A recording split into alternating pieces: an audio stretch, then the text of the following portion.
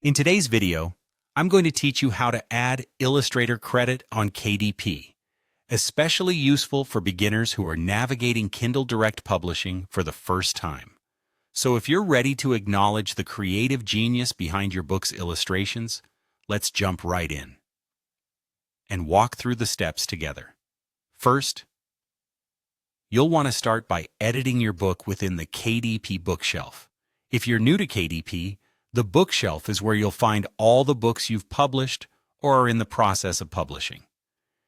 It's essentially your command center where you can manage and update your book details. Once you find the book you're working on, go ahead and click Edit.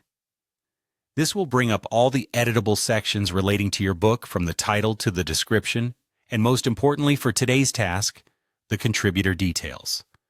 Next, we'll navigate to the Contributors section. This is a crucial part because it lets you acknowledge everyone who has had a hand in bringing your book to life.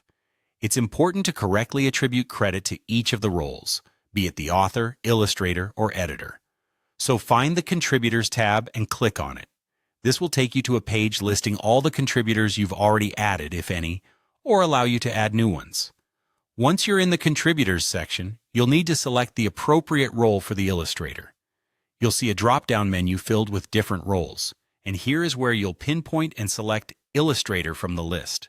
Selecting Illustrator ensures that KDP recognizes this individual's contribution specifically for the illustrations in your book, separate from the writing or any other aspect. It's crucial to get this right for proper crediting and clarity. After choosing the correct role, it's time to type in the illustrator's name. Here, accuracy is key, so double-check the spelling to ensure it's exactly as the illustrator wants it to appear.